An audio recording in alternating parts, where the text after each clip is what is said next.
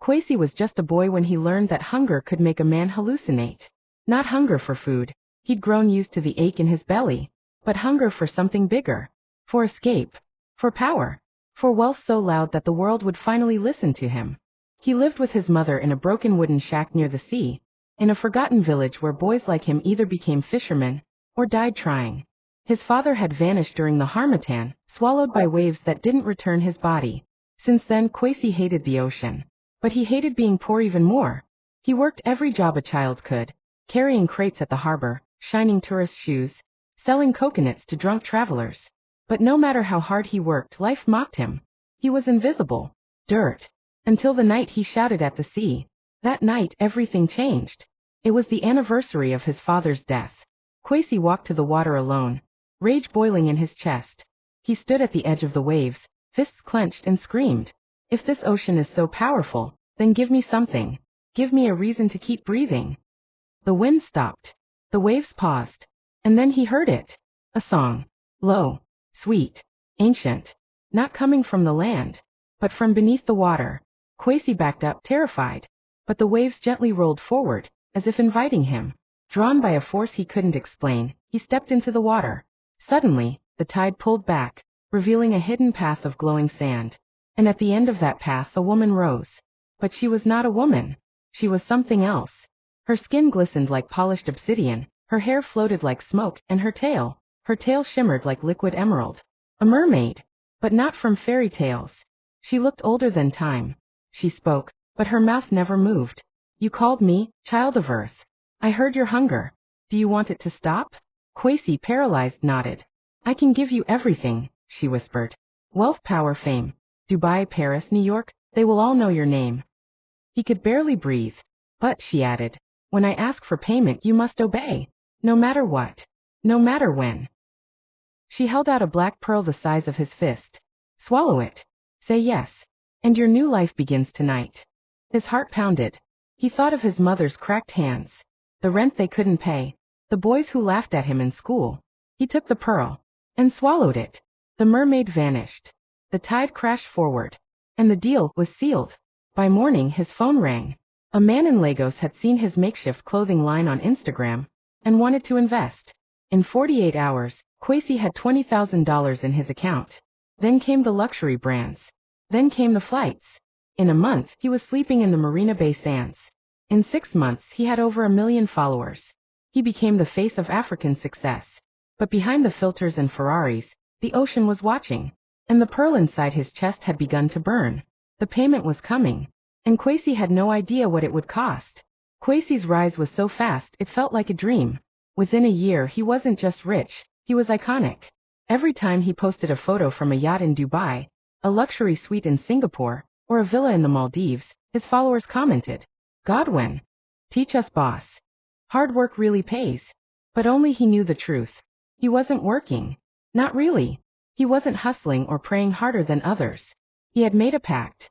And somewhere in the shadows of the sea, someone hadn't forgotten. It started subtly.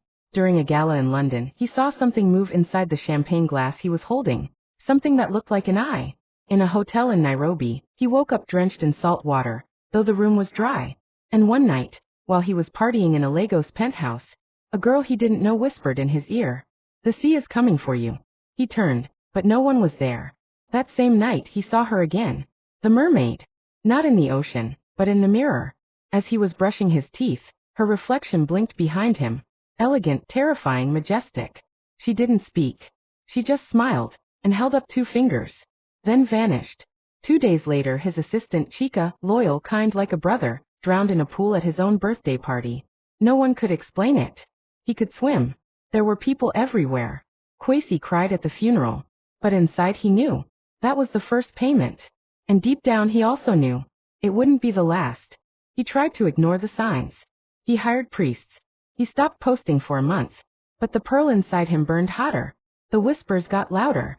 And one night, while flying back from a fashion show in Milan, his jet hit heavy turbulence. Kwesi saw the clouds part. And for a moment he saw her. Floating in the sky. Arms crossed. Eyes glowing. The pilot screamed. Everyone panicked. But somehow they survived.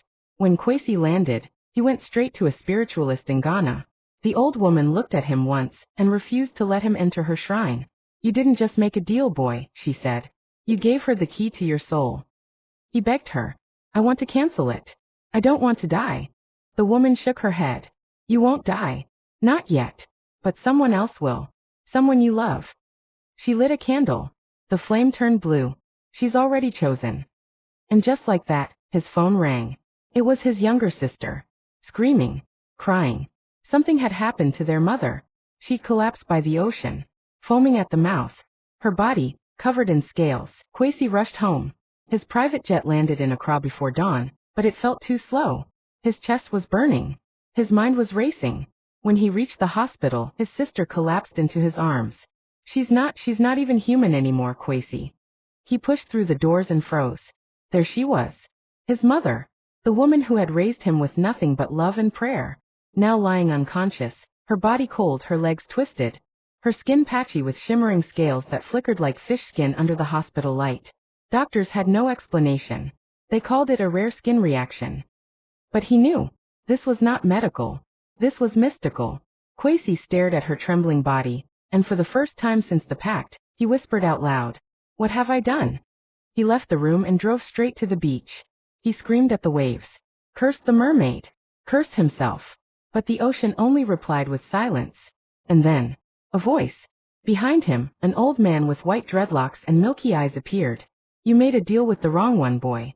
Kwesi turned, trembling. Please, tell me how to stop it. The old man shook his head. There is no stopping it. She gave you wealth. In return, she takes joy piece by piece. Kwesi fell to his knees. I'll give it all back. Every car. Every dollar.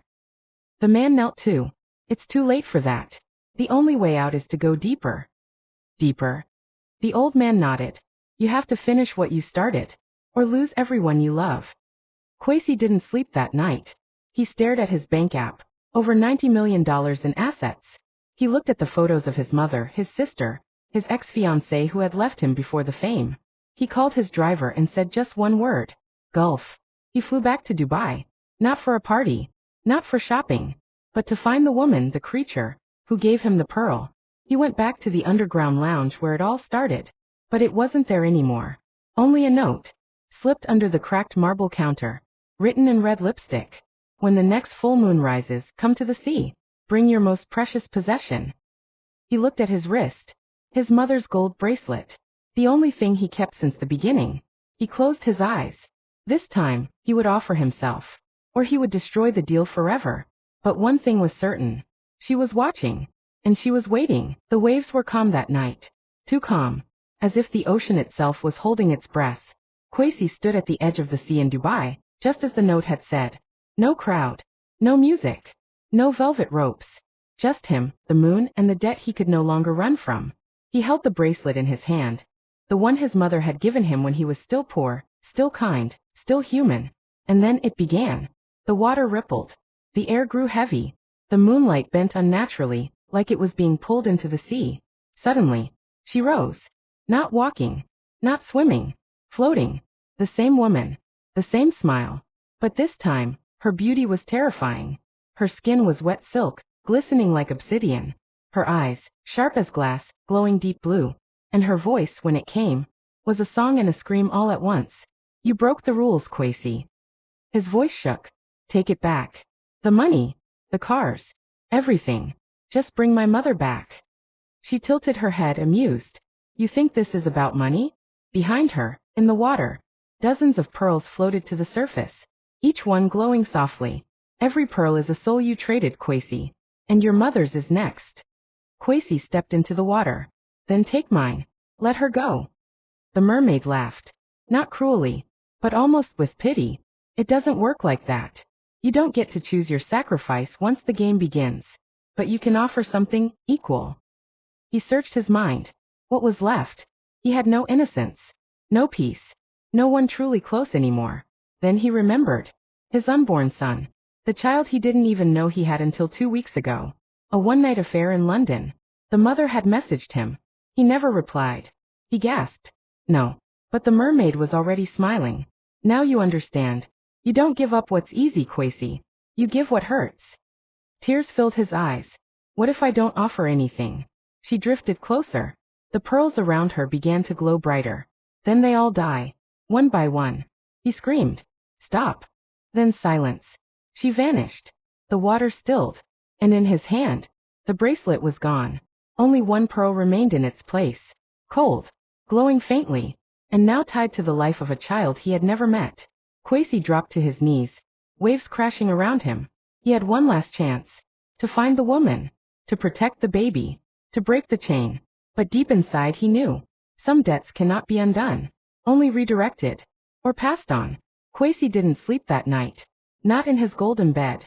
Not with his 7 phones buzzing. Not in his penthouse suite with a view of the Burj Khalifa. Instead he sat on the floor, trembling, clutching the pearl in his hand. It was warm now. Pulsing. Like a heartbeat. He finally understood. This wasn't just about him. It had never been about him. The mermaid wasn't just a creature of myth. She was a collector. A dealer of desires. And the price for those desires was always blood. The next morning, Kwesi boarded a flight to London. He had no plan. No security. No private jet. Just fear, and a broken soul. He searched frantically, old messages, deleted contacts, social media. Then finally, he found her. Amma. The woman from that night. The mother of the unborn child who had no idea she was carrying the key to Kwesi's soul. When she opened the door, her eyes narrowed. What do you want? Kwesi fell to his knees. Please. Don't ask me why. Just let me protect you. Let me protect him. She thought he was crazy. Who wouldn't? But the sincerity in his tears. The way his hands trembled when he touched her belly. Something about it felt real. That night, he told her everything. The mermaid. The pact. The sacrifices. His mother's death. The pearl. The price of his soul. She didn't believe it. Not fully. But then, the lights flickered. The water pipes began to scream. And in the corner of the room, a puddle appeared. Not from rain. Not from any leak. It shimmered like liquid glass. And from it rose the scent of seaweed and salt. She's coming, Kwesi whispered. His hands began to bleed, the pearl cutting deep into his palm. Amma screamed, reaching for the door. But it slammed shut. The walls groaned. The lights went out. Only moonlight remained. And then, she spoke. You chose. And yet you run. Kwesi turned. She stood in the hallway, barefoot, soaked and smiling. I will not let you take my son, he said, standing between Amma and the mermaid. She laughed. He's not yours. Not really. But if you wish to trade again, there is one thing of value left. He knew what she meant. Himself. No tricks. No delay. Just surrender. Kwesi took the pearl, placed it to his chest, and whispered, Take me. The mermaid blinked. For the first time, she looked almost human, almost sad. She reached forward, touched his forehead, and he dropped. Silent. Still. The puddle vanished. The lights returned. The air lightened. Amma rushed to him. No heartbeat. No breath. But on his face a smile. He had finally paid the debt. With the only thing he truly had left. Himself. Today the world still speaks of Kwesi, the influencer who disappeared. The billionaire who vanished without a trace. Amma later gave birth to a healthy baby boy. She named him Kwesi Jr. And every time she took him to the ocean, the waves seemed calmer, gentler, as if the sea itself was saying, Thank you. And somewhere, deep in the abyss, a pearl no longer glowed, because the cycle had been broken.